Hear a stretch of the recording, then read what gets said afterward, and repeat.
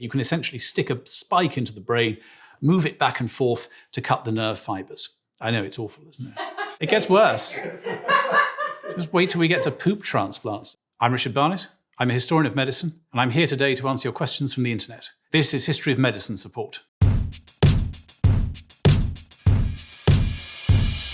BB Haughty asks, so, like surgery before anaesthesia, what did you do? Like just scream the entire time? Or just get knocked out with a cast iron skillet? Well, pretty much the former, in fact. In the 1820s, 1830s, 1840s, various dentists, surgeons start experimenting with things like laughing gas, nitrous oxide, and ether. Now, the first widely publicised demonstration of general anaesthesia is done in 1846, and the procedure very, very quickly spreads after that. But for centuries before then, yeah, you pretty much had to grin and bear it. But in many cases, surgeons are actually quite keen to keep their patients awake. This isn't because they're horrible sadists. It's because the great fear of surgeons in early surgery isn't pain. Pain won't kill you. What might kill you is if you start drifting off into unconsciousness and sort of, gradually kind of falling into death. So there's a sense that pain at least kind of helps to keep you conscious and helps to kind of survive this assault on the body, which is basically what early surgery was. There's a real emphasis on being as quick as possible. You can't really expect a patient to lie there for hours while you hack away at their leg. Now, one of the fastest surgeons we know about was a 19th century surgeon working in London, a man called Robert Liston, who worked at King's College Hospital. Liston became famous because he could have somebody's leg off in a standing start in under a minute. But the price you pay for this sometimes is inaccuracy. There's a famous story about Liston, which may or may not be apocryphal, that he was once cutting off a patient's leg. He accidentally took off the patient's testicles while he was operating. One of the burly surgical assistants who was holding down the patient, Liston accidentally cut off his thumb. That man got an infection and died. There was a woman standing in the balcony watching the procedure, and she's supposed to have dropped down dead from fright. The old joke is that this is the only operation in history with a 300% mortality rate. So this question is from McFapkins, who wants to know, what in the world is cupping and why is it so popular? Cupping makes use of little glass cups like this one. You would take a candle or perhaps a match, burn it inside to create a partial vacuum, and then you'd apply it to the flesh, perhaps the back. The vacuum inside would pull up the skin, cause something like a blister, which could then be left, or it could be lacerated to draw out blood or pus. Now, the ideas behind this are very ancient indeed. The idea that 4 humours, blood, black bile, yellow bile, and phlegm govern health and disease. So the idea behind cupping is that you can use this technique to draw out some of these excess humours and restore balance to the body. Cupping has seen something of a renaissance in the last few decades with the rise of alternative medicine and especially the kind of the wellness boom. Like a lot of techniques in alternative medicine, you could perhaps argue that there's some sort of placebo effect behind it, but there's not a great deal of evidence that it has really any kind of clinical effect. Jeremy Jones says, Louis Pasteur rolling in his grave right now. Pasteur might be rolling in his grave for several reasons. Pasteur was a French chemist working in the middle of the 19th century. He grows up in the French countryside, so he's very interested in the kind of problems that affect French agriculture. So in his early research, he's trying to answer the kind of questions that really upset French people, like why does my wine go sour? So he does a lot of early work on the chemistry of fermentation. He shows that when grape juice ferments and turns into wine, or when milk ferments and turns into cheese, it's actually all caused by microorganisms. And when things go bad, it's a result of the wrong microorganisms getting involved. So as part of this, Pasteur develops a technique of heating grape juice or wine or beer or milk to a certain temperature for a certain period to kill off the microorganisms, and as we now say, to sterilize it. This is pasteurization, and this not only becomes very widespread and does great work to improve the health of many foods, it also makes Pasteur a great deal of money because he very sensibly patents it. But in later life, he becomes very well known for his work on vaccines. He begins his work trying to understand the kind of diseases that affect farm animals. Pasteur works out that if you identify the bacterium or the spore that's causing the disease, you can actually use it to make a vaccine. You can, as he says, attenuate it, and then you can use those weakened, killed germs as a kind of vaccine. So in 1881, Pasteur carries out a very large, very public, very well publicized trial of his vaccines involving dozens of farm animals. But his most famous work is done on a human disease, rabies. Rabies is a much feared disease in the 19th century. Not only is there no effective treatment for it, but it's a really, really horrible way to die. Pasteur starts to again apply this technique of attenuation to making a vaccine for rabies. In 1885, A young French boy called Joseph Meister is savaged by a rabid dog. His parents bring him to Pasteur. Pasteur tries out this experimental vaccine, and it's a very difficult vaccine. It involves, I think, 13 injections into the abdominal cavity over about 11 days. So poor Joseph Meister goes through quite a trial. But he remains healthy. As a result of this, Pasteur really does become a French national hero. He gets his own medical institution. The Institut Pasteur still works in France. He gets just about every honour that the French state can throw at him. So, example is here, asks, you all ever heard of Radithor? Radithor was an American patent medicine, sold in about the decade after the end of the First World War, and it was immensely popular. It sold hundreds of thousands of bottles every year. You were drinking distilled water mixed with traces of radioactive isotopes, mostly radium. Now, why on earth were people doing this? Now, this goes back to an episode that historians have called the radium craze. At the end of the 19th into the early 20th century, there's a great deal of public fascination with new work that's being done in physics, especially around the idea of radiation. Now, Pierre and Marie Curie discover radium in 1898. Marie Curie gets the Nobel Prize in Chemistry in 1911 for her discovery. There's a lot of medical interest in radiation as well, not only through X-rays, but also through the idea that radioactive substances might be used to treat diseases, especially cancer. Probably the most famous victim of Radithor was an American golfer, a man called Eben Byers. He seems to have been absolutely addicted to the stuff. It's thought that he drank more than 1,000 bottles of it during his lifetime. In the late 1920s, he developed cancer of the mouth, which in its very late stages led to the loss of his entire lower jaw. And it's as a result, largely, of the publicity around this case that Radithor was eventually banned in 1932. R.N. Morris asks, when you think about it, the expression blowing smoke up your ass is very strange. Where does it come from? How is the smoke blown? Through a tube? And what does the smokey get out of it? If you think about 18th century Britain, a seafaring nation, there's a great deal of concern about how to revive sailors who've been washed overboard. One idea is to use tobacco smoke. Tobacco smoke is seen as a kind of irritant. If you think about breathing it in, it can make you cough. So some physicians start to experiment with specially designed bellows that have a sort of little tobacco pipe built into them. You can inflate the bellows, fill it with tobacco smoke, and essentially push it up the bottom of some poor drowned person and blow it in. And the idea is, as I say, that if there's even a little bit of life left inside this person, this will bring them back to life. And I think it's probably fair to say that it would. A user on the 2 Western Europe for You subreddit says, share your most controversial Nobel Prize winner. I'll start. Egas Moniz, inventor of the lobotomy. I think I'd agree with that. Antonio Egas Moniz was a Portuguese neurologist. In the 1930s, he develops this new procedure, lobotomy. Lobotomy literally means lobe cutting or brain cutting. So it's a matter of opening up the skull and severing some of the connections that connect the frontal lobes with the rest of the brain. Now, Moniz, in doing this, was trying to come up with a new treatment for some of the most severe kinds of mental illness. He very quickly found that people who went through this procedure were indeed quieter and calmer, but the procedure caused tremendous problems for those who went through it. They very often suffered changes in character. Very often they suffered physical symptoms, physical disabilities as well. So the question really is, why did lobotomy become so popular, so widely used, if it had such terrible consequences for patients? Well, the answer really goes back to the 19th century. All sorts of new institutions, especially medical institutions, are established. And one response to what's seen as a growing problem of insanity is institutionalizing the mad, putting them away in asylums. But by the early 20th century, it's becoming clear that asylums really don't work as a kind of therapy for mental illness. Unlike the great transformations in medicine and surgery, psychiatrists don't really have much to show by the end of the 19th century in terms of really effective techniques for treating madness. So historians have talked about a kind of age of heroic therapy in the early 20th century. All kinds of new therapies being tried, using insulin to put patients into something like a diabetic coma for several days, with again the idea that this might in some ways almost sort of reset their minds. This is also the period in which electroshock therapy starts to be used for certain kinds of conditions. But lobotomy has become the most notorious of these heroic therapies. Now, part of the reason it becomes so popular is the work of an American doctor, Walter Friedman. He simplifies the procedure, which is called the transorbital lobotomy. So essentially, you take something like an ice pick, you make an incision just above the eyelids, so in the orbital bone, and through that you can get directly into the brain. Now, for more than 30 years, Friedman traveled across the United States, moving from asylum to asylum, carrying out thousands of these procedures in waiting rooms or in doctors' offices. Now, Friedman eventually became notorious for his work, and in 1967 he was banned from medical practice. But lobotomy became a symbol of a kind of oppressive, restrictive kind of psychiatry. If you've ever seen the film One Flew Over the Cuckoo's Nest, you'll know that the lobotomy in that film is really used as a kind of punishment. It's not really a kind of therapy at all.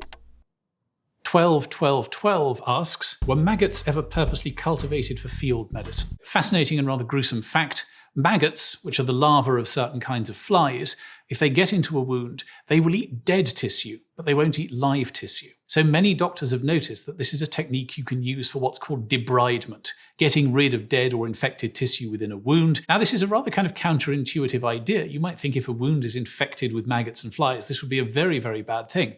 But we can actually find evidence of the use of maggots in this way in many traditional medical cultures around the world. And from about the Renaissance onwards, military surgeons working in Europe start to notice that even if a soldier's been lying on a battlefield for days, even if their wound has got infected with maggots, very often that wound will actually stay uninfected and will heal quite well. And this is a technique that's often been used in situations where no other kinds of treatment are available. Maggot therapy is still occasionally used today. Of course, the most important thing is that you have sterile, disinfected maggots. So Wowerful asks, explain like I'm 5, what is the iron lung and how does it work? So picture in your head a metal tube. Looks a little bit like a railway carriage, but imagine it's about the size of a coffin. Now imagine you lie inside that tube and it's got a seal around your neck so that you're sealed inside it. And there's a pump at the far end of the tube that's pumping air into the tube and out of the tube. Now, why on earth would you do this? Well, this is a kind of respirator. So for patients who've lost the ability to breathe, this is a machine that can be used to inflate and deflate their lungs and keep them alive. It was developed in the US in the late 1920s, initially for treating victims of coal gas poisoning. But the iron lung really came into its own during the polio pandemic of the early mid-20th century. Polio is an infectious disease that largely affects the nervous system. It can leave patients physically paralyzed, but it can also leave them in a situation where they can't breathe for themselves. So iron lungs became a way of keeping many polio patients alive through this epidemic at a great cost to their kind of mobility and quality of life. You do have cases of people being infected with polio at quite a young age and living decades inside an iron lung. The use of the iron lung declined with the decline of polio. Effective vaccines come along in the 1950s and 1960s. There's a very successful public drive for vaccination to try and eliminate this disease, so iron lungs now are hardly ever used. Sleepy Mount Everest asks, WTF is bloodletting? This was a very widespread procedure, especially in medieval and classical medicine, again based on the idea that health is a matter of balance. So if you have too much blood inside your system, blood is seen to be a very hot, fiery, kind of overstimulating humour. It's the humour of spring, it's the humour of youth, so it can kind of make you overexcited and feverish. So there's a very long-standing idea that if you let a few pints of blood out of your body, it'll calm you down, and it certainly does. There are some very famous cases of bloodletting carried to kind of extraordinary excesses. One of the most famous is in the last few days of the life of the first American president, George Washington. Washington's physicians kept bleeding him over and over again, eventually letting several pints of blood out. And there's an argument that actually his death in the end was the result of the action of his physicians, not of the disease he was suffering from. Stop That Girl 7 asks, hey Siri, who was Typhoid Mary? Typhoid Mary was Mary Mallon. She came to the US to work as a cook. In the early 20th century, several outbreaks of typhoid were associated with the households in which Mary had worked. Now, the New York Public Health Department investigated this case, and they discovered that Mary was what's called an asymptomatic carrier of the disease. In other words, she carried the bacterium responsible for typhoid, but she didn't suffer from the disease herself. Like many asymptomatic carriers in this period, she was forcibly quarantined for a while. She was released in 1910, but in 1915, a further series of outbreaks at a maternity hospital in New York were linked to her. And sadly enough, she spent the rest of her life incarcerated. She died in quarantine in 1938. Now, Typhoid Mary has become almost a figure of sort of Gothic folklore. But in many ways, her case raises issues that are very familiar to us in the last 10 years. The questions we all faced during the COVID lockdown of how do we balance individual freedom with the question of sort of larger public health and social good. There's also a question about why Mary was treated so harshly. She was far from the only asymptomatic carrier of typhoid identified in this period, but she was the only one who was incarcerated for so long. And historians have suggested that this may be connected with the fact that she was working class, the fact that she was Irish, and the fact that she was a woman who tried to stand up for herself. So a Quora user asks, is trepanning still used today? Well, trepanning is a very ancient technique. It's the idea of cutting or drilling a hole in the skull. Now, this sounds like rather a radical intervention, but it's actually one of the oldest techniques that we have evidence for. Archaeologists working as far back as the Neolithic have found skulls to which this has been done. Holes have been cut or chipped, presumably with quite sort of simple flint tools. And the most extraordinary thing is that many of these skulls show some evidence of healing. Now, because texts don't really survive from these ancient societies, we don't really know why it was done. It might have been some sort of surgical intervention, perhaps to relieve the symptoms of mental illness or to treat some kind of head injury, but it's perfectly possible that it was perhaps some kind of initiation rite. One thing it almost certainly wasn't was a kind of punishment, simply because there are easier ways of inflicting more suffering. The technique is still used. Modern surgeons will use it sometimes if a patient has suffered a serious head injury to try and relieve pressure on the brain, or in some other kinds of diseases like brain cancer. 3K Carlo asks, yo, how did surgeons learn that stuff? Like there had to be a psychopath who was cutting people's bodies open and exploring? If you're going to learn surgery, if you're going to learn about the human body, the best way to do it is not learning through texts, but rather through practice. Well into the 18th century, the way that you learn surgery was really through apprenticeship. You'd be apprenticed to a master surgeon, you'd follow them around, you'd watch them doing their procedures, so you'd learn very much in practice. One of the things this gives early surgeons is a really good sense of the kind of materiality of the body. So a lot of what we've come to learn about, the fine detail of movement or circulation of the blood or things like that really come from dissection, come from getting to grips with the kind of rather bloody, messy materiality of the body. This is from the Ask Historians subreddit. What is the oldest example of a plastic surgery or plastic surgery-like procedure? What was the procedure like? So we may think of plastic surgery as a very modern phenomenon, but in fact it's a very old idea indeed. Wherever we find ancient medical texts, we find interventions that are intended not only to restore the function of a damaged body part, but also its appearance. Now, probably the most famous of these early procedures is called rhinoplasty. The earliest records of this come from ancient Sanskrit medical texts of the Ayurvedic tradition. Now, imagine you've lost your nose, it's been cut off as a punishment, or you've suffered some awful disfiguring disease. One thing you can do, or a surgeon can do, to try and at least recreate the appearance of a nose, is to cut a triangle of skin from your forehead, leaving a little strip so that the skin is still getting blood supply, still stays alive, and kind of fold it down and then attach it on either side to form something like a nose. And the idea is that the tissue will heal and you'll have not a kind of properly functioning nose, but at least something that looks like a nose. Alex8762 asks, why did it take so long for surgeons to recognize the need for sterilization of equipment and washing their hands? It's a very simple question that opens up a very rich historical subject. Now, in some ways, there's a paradox here. Microscopes are developed in Europe in about sort of the middle of the 17th century. People start using them to look at all sorts of objects and substances. One thing they find very quickly is that the world is full of these previously unsuspected tiny little dots and squiggles and blobs that seem to be alive. But it's not until the 19th century that ideas like germ theory, and with it the idea that cleanliness and disinfection are kind of central to effective surgery, start to become very prevalent. So why did it take 2.5 centuries for these ideas to arise? Well, the first thing to say, I suppose, is that it's not at all clear to the first observers that germs actually cause disease. These germs cover every surface that early microscopists look at, and they seem to be all over every bit of the body that they look at. So many people say, well, if these germs are everywhere, how can they possibly cause disease? Why don't we just sort of all die immediately of this overwhelming infection? There's also not really a sense that there are different kinds of germs. That really only kind of comes out of laboratory medicine in the 19th century. There's also a question about the kind of the nature of what we'd now call scientific evidence itself. It can be very hard in practice actually to identify the cause of a disease. So a working surgeon might say, well, sometimes wounds get infected, sometimes they don't. Perhaps it's a consequence of the body trying to heal surgical wounds. So there are lots of reasons that it's quite hard for early surgeons to draw this connection between cleanliness of surgical instruments and the rates of wound infection. JD Nelson asks, well, barber surgeons were a thing. Time for a comeback. Well, it probably isn't time for a comeback, but barber surgeons certainly were a thing. It's rather strange to the modern mind to think that the kind of people who cut your hair might also have been the sort of people who cut your leg off. But the connection going back 300 or 400 years is that both barbers and surgeons are working on the outside of your body with sharp implements. You can imagine a barber perhaps accidentally cutting you while he was shaving, kind of dressing the wound. It's maybe not an enormous step from that to think about barbers carrying out basic kinds of surgical procedure. So although it's very counterintuitive today, historically there was a very close connection between barbers and surgeons, and this is embodied most famously in the old blood and bandages, the red and white striped pole that you still see outside many modern barbershops. The Pixel Paint asks, was the discovery of penicillin really an accident? Well, pretty much yes. So this was the work of a Scottish physician and bacteriologist, Alexander Fleming. Fleming in the 1920s has already done some work on the body's natural defences against bacteria. He's discovered an enzyme called lysozyme, which the body secretes in things like snot and mucus that attacks bacteria and viruses that try to get into the body. So Fleming is very interested in this idea of simple chemicals that might kill bacteria. But the discovery of penicillin itself really was a kind of lucky accident.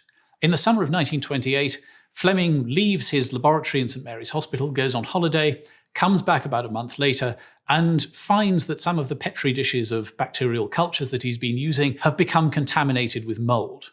Now, he's about to throw these away, but he takes a look at one of them and makes a fortuitous and fantastic discovery. He notices that the mould growing on this Petri dish is clearly secreting or releasing something, some chemical, that is killing the bacteria that were growing on the Petri dish. Fleming cultures this mould separately. He tries to extract a drug, a kind of simple chemical from it, and he calls this drug penicillin. If you were trying to grow certain kinds of bacteria and your cultures kept getting infested with others, you could perhaps use penicillin to kind of clear out these cultures and make sure that only the bacteria you wanted were growing. But in the 1930s, two things happen. The first really successful antibacterial drug called Prontosil is developed in Germany. Second, the outbreak of the Second World War. Military surgeons, Allied governments are very well aware that they're going to need effective treatments for battlefield injuries. So a research project is started in Oxford, which essentially kind of combs the literature looking for techniques that might lead to effective drugs. This project, led by Howard Florey and Ernst Chain,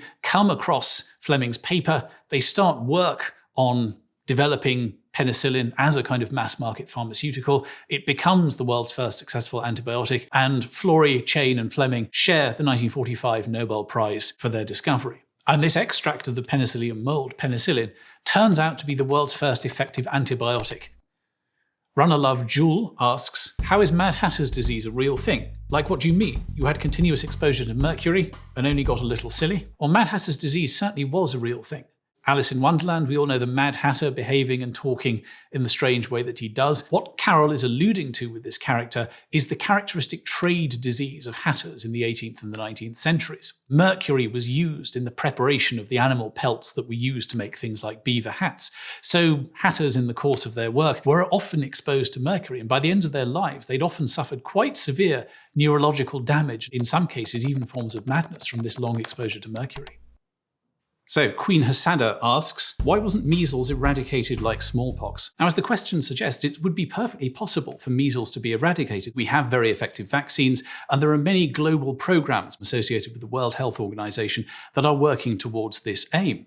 But since 2017, the disease has seen a resurgence, and this was made much worse by the COVID pandemic. As you can imagine, medical attention, medical resources were diverted elsewhere. Vaccination programs in many parts of the world were paused. After the end of the pandemic, the incidence of the disease has started to rise again in many countries where it had been declining for decades. Now, it's rather useful here to compare measles with another infectious disease like smallpox. Smallpox historically was widely feared. It was a very serious, disfiguring, often fatal disease.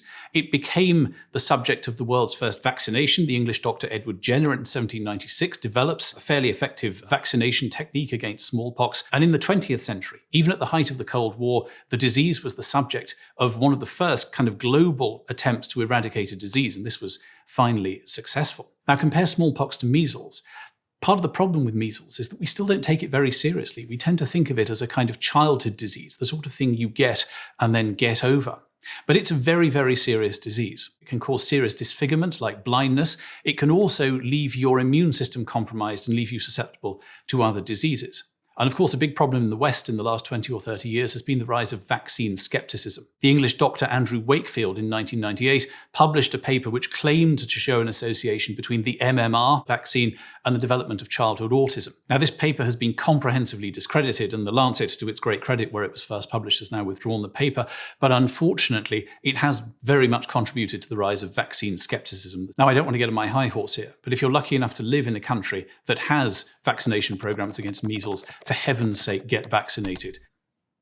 Torley42 asks, why is it called an X-ray? Well, if you think back to algebra that you learned in school, X is the term that we use in mathematics and science for the unknown quantity. So X-rays are called X-rays because when they were first discovered in 1895 by William Röntgen, who was a German physicist, they were unknown. Now, Röntgen is working in his laboratory using new scientific equipment, vacuum tubes, cathode ray tubes that seem to emit certain kinds of radioactivity. He discovers very quickly that these rays have very strange qualities, that they can pass through the human body, but they cast shadows of the bones which you can capture on a fluorescent screen or even on photographic paper. There's a famous story of Röntgen bringing his wife in to take an X-ray of her hand, and when he shows her the X-ray that she's supposed to have exclaimed, "I see my death," as if she'd seen her own skeleton, her own mortality for the first time.